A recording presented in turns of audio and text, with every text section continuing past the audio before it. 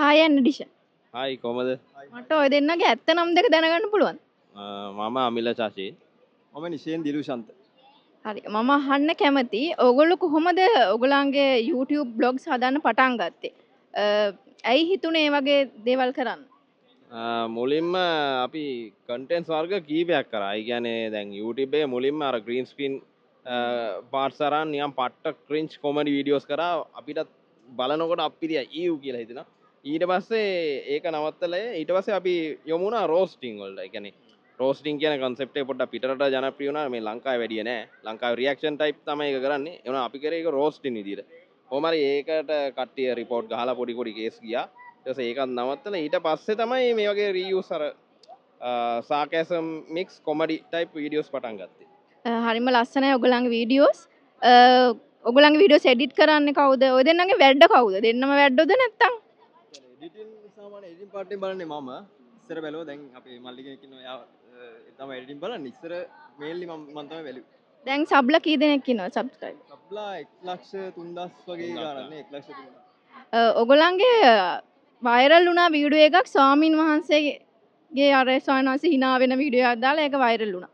ඒ video එක හදන්න කාගේද අදහස? මේන්ලි මම ඉතින් නිල් පේර සීන් එකනේ. ඒක පොඩ්ඩක් මටද හිතුනේ. මට වගේ නේද? කොහොම හරි ඕක අපි මේ ඒක ඇත්තටම කිසිම ප්ලෑන් එකක් නැහැ. කිසිම ප්ලෑන් එකක් නැහැ.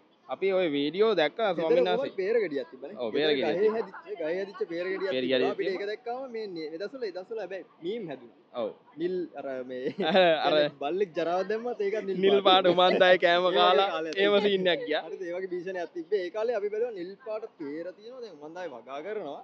ඉතින් ඒ දෙක කම්බයින් කරලා කන්ටෙන්ට් එකක් හදන්න පුළුවන්. ඊට අමතරව මම දැක්ක පර්සනලි මේ Facebook එකේ ස්ක්‍රෝල් කරනකොට මේ ස්වාමීන් වහන්සේ වීඩියෝස් වල නිකන් අමුතු එවිල් ලාෆ් එකක් තියෙනවා. පට්ට හිනාවක්. මට තේරුණා මට හිතුණා මේක පොඩ්ඩක් පොලිෂ් කරලා ගත්තොත් හොඳ වෙයි කියලා. හැබැයි ඒකේ මේ ඩාර්ක් සයිඩ් එකක් තියෙයිද නැද්ද කියලා මං හිතුවේ නෑ. මං ජස්ට් ගත්තා කරා. මේ කොහම හරි ඉතින් බූම්. හොඳයි ඇත්තටම ඔයගොල්ලෝ දෙන්න මොකද හිතන්නේ උමන්දාව concept එක ගැන? මරු මේ වගේ ඕසම් මොනවද මේ වගේ ඕසම් තැනක් මම කොහෙදවත් දැකලා නැහැ ලංකාවේ නෙමෙයි ලෝකෙම දැකලා නැහැ. මරු නියම concept එකක් මේ.